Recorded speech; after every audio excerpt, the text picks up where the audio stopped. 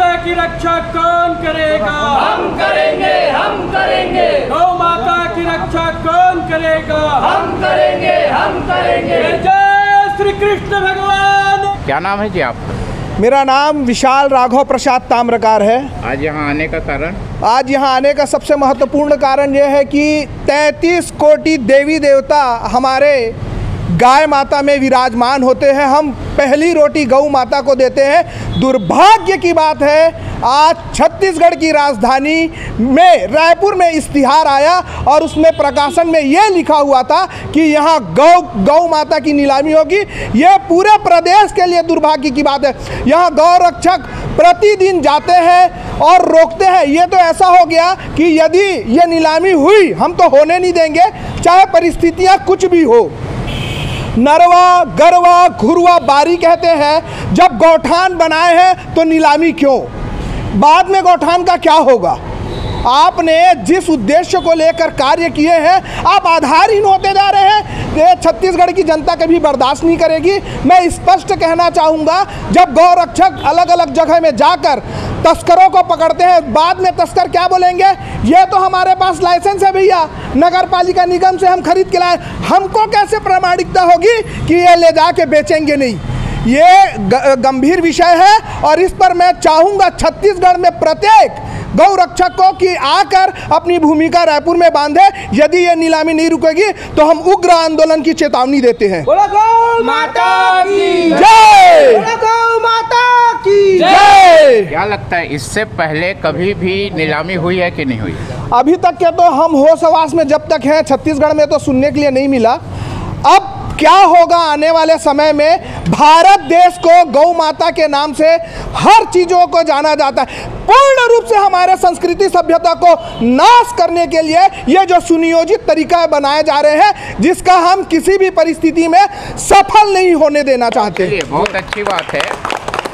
आप नवयुवक हैं, आप गौ सेवा करना चाहते हैं, आप इसके लिए पूरी तरीके से जो है, सरकार क्या कर सकती है? कोई सलाह है आपके पास? हाँ, सरकार जब नरवा गुरुआ बारी करके बनाई है, हम उसका समर्थन करते हैं। लेकिन सरकार के हम विचारों से प्रभावित हुए थे। लेकिन सरकार के विचार यदि बदलते हैं तो ये बदलाव का परिणाम भी उसको बर्दाश्त करना पड़ेगा। नहीं, मैंने आपसे पूछा कि गौ सेवा को नीलाम न करने के अलावा सरकार क्या विकल्प ले सकती है? जैसे गौशाला है पूरे छत्तीसगढ़ में 300 से ज़्यादा, और प्रत्येक गौशाला में गाय के अनुसार से एक निश्चित राशि दी जाती है। तो उसका जो सदुपयोग सरकार को गंभीरता से देखना चाहिए कि वो सदुपयोग हो रहा है कि नहीं। फंड देना यहाँ तक के सीमा नहीं होती है, फंड की हमको देखना पड़ेगा कि इसका सदुपयोग हो रहा है कि नहीं। उस पर सरकार को कार्य करना चाहिए, ना कि गाय की नीलामी पर कार्य करना चाहिए। भाई, नीलामी का उद्देश्य समझ में आया, सरकार क्यों नीलाम कर रही है? अरे भैया, जहाँ तक के सभी लोगों कह रहे हैं, समझ आ रहा है, मैंने अभी आपको बताया है कि जो गौ तस्कर को लाइसेंस अभी मिल जाएगा, क्योंकि जहाँ जहाँ जाएंगे, भैया हम तो रायपुर से ले लिए हैं, ये देखो, हमको कैसे पता चला? मतलब जो रोक रहे हैं, अब आप साम दाम दंड भेद की नीतियाँ यहाँ पे चलेगी नहीं। हमको ये तो स्पष्ट समझ आ रहा है, इनकी नीतियाँ हमको समझ नहीं आ रही। या यदि सरकार चाहती है कि गाय सही लोगों के हाथ में जाए, मान लो, तो सरकार को एक टीम बनानी चाहिए थी और जो प्रत्येक खरीदार हैं उनको बताना था कि उनके जो सर्वे टीम जाएगी उसके घर में चारा की व्यवस्था है कि नहीं, गौठान की व्यवस्था है कि नहीं। यदि रूपरेखा सही तरीके से कार्य होता तो शायद छत्तीसगढ़ की जनता इसको स्वीकारती भी। हाँ, आपने बिल्कुल अभी सही बात कहा कि आपका कहना है कि अगर नीलामी होती है, हाँ, तो जो व्यक्ति नीलामी में उसकी खरीदारी करता है, हाँ, उसकी पहचान जाहिर होनी चाहिए। उसके पास गौ माता को रखने के लिए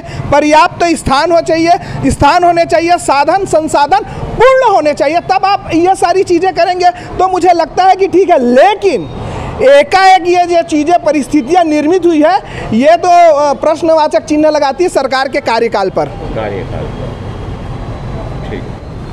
क्या नाम है आपका? मेरा नाम राजू महाराज है। हाँ। और मुझे पता चला है कि यहाँ नीलामी गौ माता की जा रही है और इसी संदर्भ की जानकारी मिली तो मैं यहाँ आया हूँ। सबसे पहले तो मैं गौ रक्षक कृष्ण भगवान का प्रार्थना करता हूँ। जिस भारत भूमि में मैं खड़ा हूँ वहाँ गौ माता का हमेशा सनातन से पूजा होते आ रहा है, अभी जन्माष्टमी होने वाला भी है। और एक ज्वलंत मुद्दा है, हम लोग तो कहते हैं गौ माता गौ माता, गौ माता की विशेषता पे भी जानकारी भी तो बहुत ज़रूरी है। सबको दूध चाहिए, दही चाहिए, पनीर चाहिए, घी चाहिए, खाद चाहिए, ये कहाँ से मिलेगा? जब गाय रहेंगी तभी तो मिलेगा। तो आप इस गाय को ले जा करके नीलामी कर दोगे, अच्छी बात है, आप नीलामी कर रहे हो। अभी भाई लोग बोले हैं कि जिसको आप नीलामी करते हो उसके लिए जगह की व्यवस्था बताइए, उस व्यक्ति को बताइए कि उसके पास क्या व्यवस्था है भोजन के लिए, गाय के लिए, तब जा कर के आप नीलामी करो। मुद्दा ये है। दूसरा ये है कि अगर आप नहीं कर पाते हो, आपने पूछा था कि इसका क्या व्यवस्था किया जाए, तो यहाँ इतने सारे गौशाला हैं जो नीलामी कर रहे हैं, उसी को डिवाइडर करके 2-2 चर करके उस गौशाला में दे दीजिए। उसके बाद में आप एक अनुपात बनाइए, एक गाय के ऊपर इतना खर्च आ रहा है तो उसके हिसाब से आप वो गौशाला को पैसा प्रदान कीजिए शासन प्रशासन से। आप 2 रुपये किलो में गोबर खरीदते हो और उससे कई गुना अधिक खाद बेचते हो, इस माध्यम से आप गौ माता का तो संरक्षण कर ही सकते हैं, फिर क्यों नहीं कर रहे हैं? होना तो ये चाहिए था। और मेरा एक प्रश्न है, गौशाला में, हर एक गौशाला में प्रति वर्ष 20 से 22 लाख रुपए का फंड जाता है, क्या उस फंड के बारे में आपको जानकारी है? जानकारी तो मुझे पूर्ण रूप से नहीं है, आप बता रहे हैं तो उस पैसा का जांच भी होना चाहिए कि वास्तव में गौवंश के रक्षा और सुरक्षा के लिए किया जा रहा है नहीं, ये भी एक बड़ा विषय है और होना भी चाहिए, क्योंकि शासन जिसको पैसा देती है, जिस उद्देश्य को लेकर के देती है, उसकी जानकारी तो आम जनता को होनी चाहिए। तो इसके बारे में भी जानकारी होना चाहिए। आप नीलामी के बारे में तो इश्तिहार छपा दिए हो, तो उसकी जानकारी के लिए क्यों इश्तिहार नहीं छपाते? क्या इतनी ये पैसा दिया जा रहा है, इसका सदुपयोग हो रहा है या नहीं हो रहा है? आपकी संस्था जो है इस विषयों पर किस प्रकार से कार्य करेगी? अब संस्था के विषय में हमारे जो भाई हैं, इन्होंने जानकारी दिया है कि हम इसके ऊपर में बहुत अच्छे से कार्य करेंगे। इस माध्यम से हम उम्मीद भी करते हैं और शासन से भी उम्मीद करते हैं कि गौ का संवर्धन हो। ये भारत भूमि है, आज से नहीं सनातन से गौ माता का पूजा होते आ रहा है और इस समय भी इसका सम्मान होना चाहिए, तब तो हम सनातनी हिंदू कहलाएंगे, अन्यथा हमारा कोई महत्व नहीं रह जाता। जब हमारे गाय का अपमान होता है, उसको काटा जाता है। जय जय श्री कृष्ण।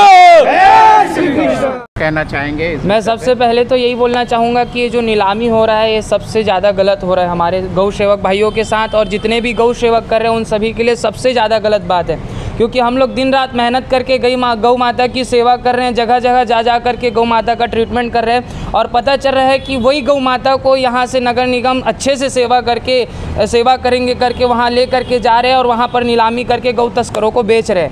ये सबसे ज़्यादा गलत हो रहा है। अच्छा, तो और ये होना ही नहीं चाहिए। आपकी कोई संस्था है इस तरीके से काम करती है? जी, मिथिला गौ सेवा संस्था है, छत्तीसगढ़ महतारी गौ सेवा संस्था है, और हम लोग जो है जितना हमसे हो सकता है उतना हम लोग गौ सेवा भी, गौ संकल्प भी चलाते हैं, जिसमें हम लोग कई गौ माताओं को रख करके उनकी सेवा करते हैं।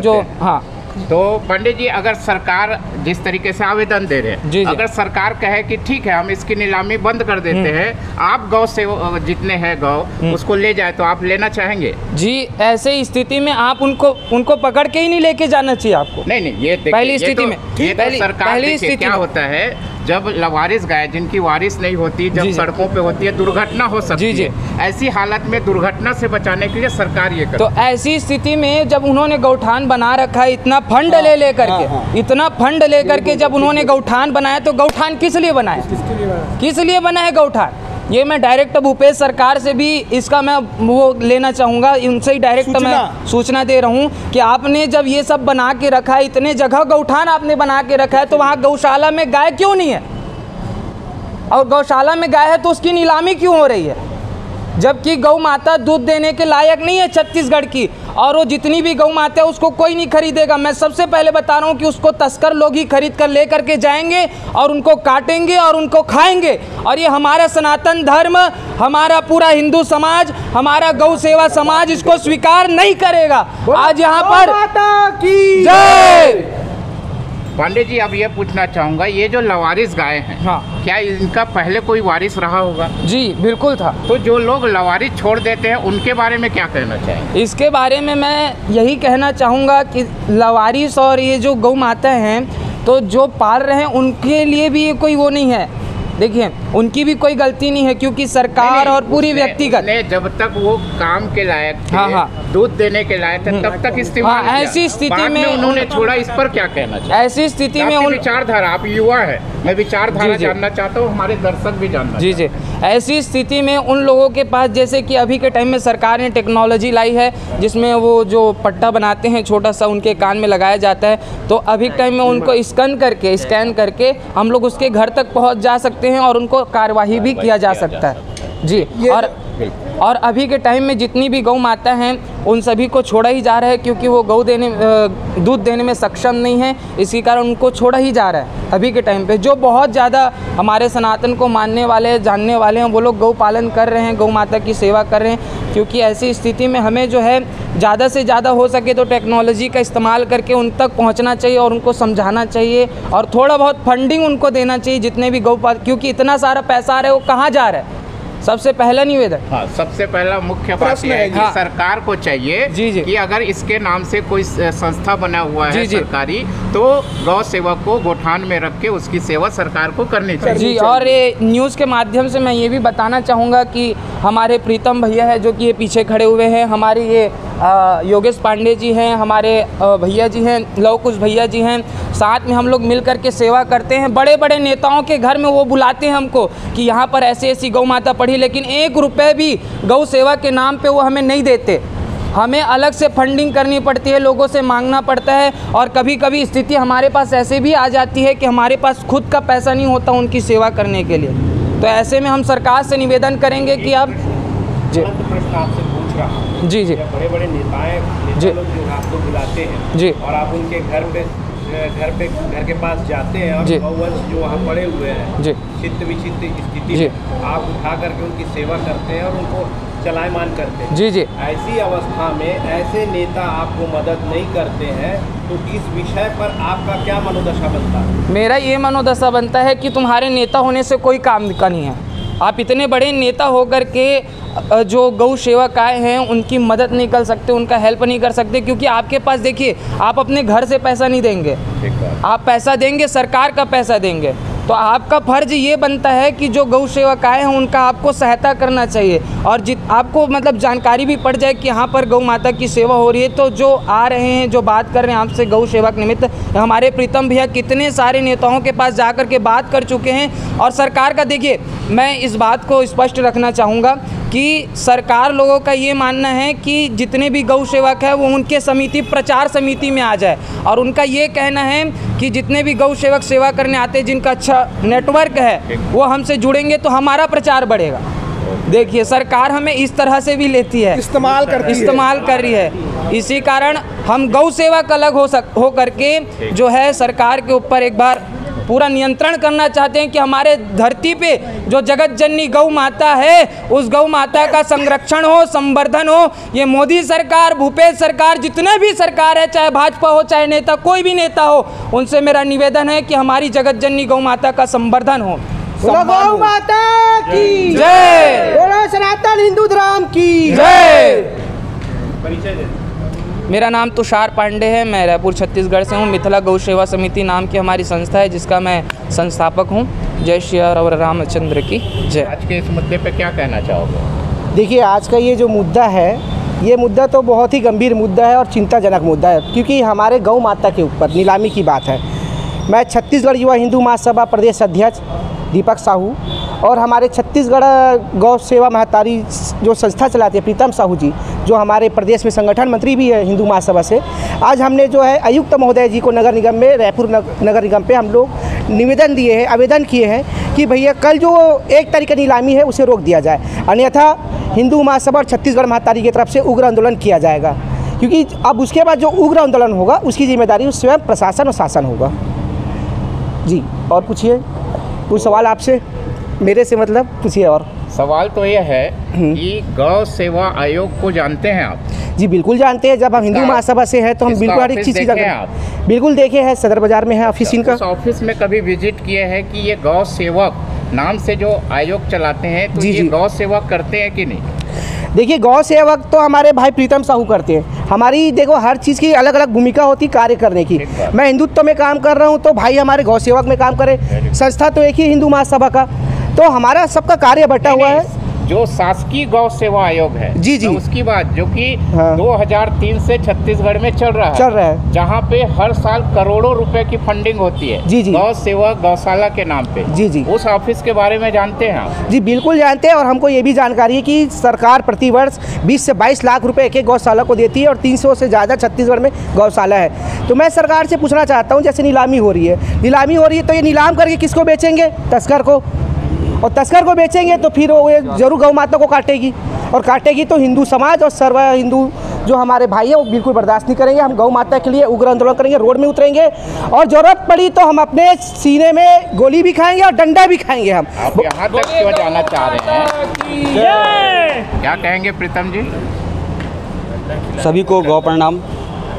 बड़ी दुख की बात है कि छत्तीसगढ़ में इस नीलामी को लेकर मैं एक बात कहना चाहता हूँ। जब हम दिन रात गौ माता की सेवा करते हैं, जब एक कॉल आता है तो आसपास के रहने वाले निवासियों से, ठीक है, वो कहते हैं कि गौ माता तड़प रही है, उन्हें बचा लो, उनको देख लो, जो भी है उनको बचा लो। ये पीड़ा जो रहती ना थोड़ी देर के लिए रहती है, ठीक है।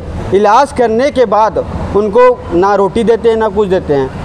मैं ये कहना चाहता हूँ, जब एक गौ माता के लिए आधी रात को दौड़ सकते हैं, तो नीलामी में इतने गौ माता गौवंशों को जो बेचा जा रहा है, वो हम सभी गौ सेवक और हिंदू भाई कभी बर्दाश्त नहीं करेंगे।